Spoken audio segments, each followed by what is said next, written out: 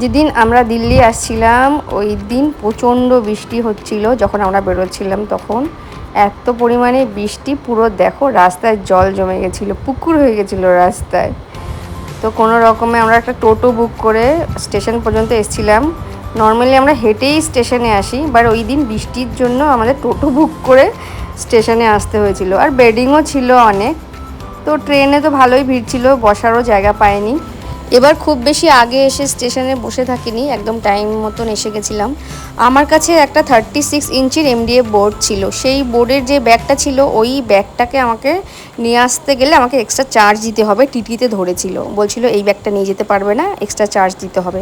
তোমরা কেউ জানো কি না জানি না, এরকম সিস্টেম কিন্তু অ্যাকচুয়ালি আছে। তখন আমি জানতাম না, বাট পরে আমি ট্রেনে বসে সার্চ করলাম, গুগলে দেখলাম একটা নির্দিষ্ট ওয়েট, একটা নির্দিষ্ট সাইজ কিন্তু ট্রেনেও আছে। তো তার বেশি হয়ে গেলে তোমাকে এক্সট্রা চার্জ দিয়ে নিতে হবে। তো ওই কারণে আমার বাবা, আমি এক্সট্রা চার্জ দিয়ে আনবো না বলে আমার বাবা তারপরে আর ট্রেন পর্যন্ত আসতে পারলো না। বাবা থেকে গেল ওখানে বাইরে, আর পায়েল আর মা আসলো। তারপর ট্রেন ছেড়ে দিল।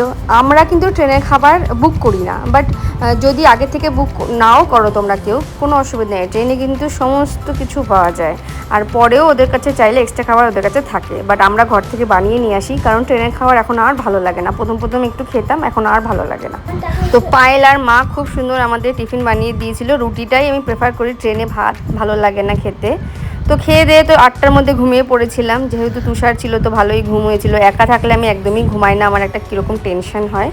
তো সকালবেলায় একদম রাইট টাইমে ট্রেন পৌঁছে গেছিলো নিউ দিল্লি স্টেশনে, একদম লেট করে না রাজধানী।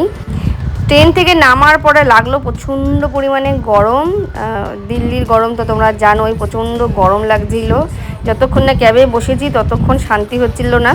তারপরে ক্যাবে বসার পরে একটু ঠান্ডা মানে ঠিকঠাক লাগছিল, একদম নাহলে পুরো ভিজে গেছিলাম আমরা স্টেশন থেকে শুধু ক্যাব পর্যন্ত আসতে আসতে।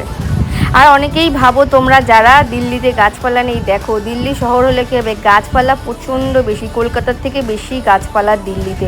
ওই জন্য আমি এই ক্লিপগুলো তোমাদের সঙ্গে শেয়ার করলাম। তো আমরা বাড়ি পৌঁছে গেছি, এই যে আমার বিল্ডিং।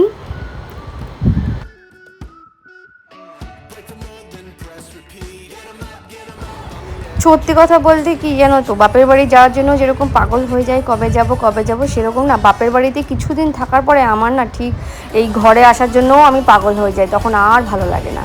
তো ঘরে আসার পর একটা আলাদাই শান্তি লাগছিল, মানে লাগে আমার সব বাড়ি, কিন্তু আমার এই ঘরে আসার পরে না, আমি একটু এই ছুচিবাই টাইপের, তো আমার সারাটা ঘর পরিষ্কার না করা পর্যন্ত শান্তি হয় না।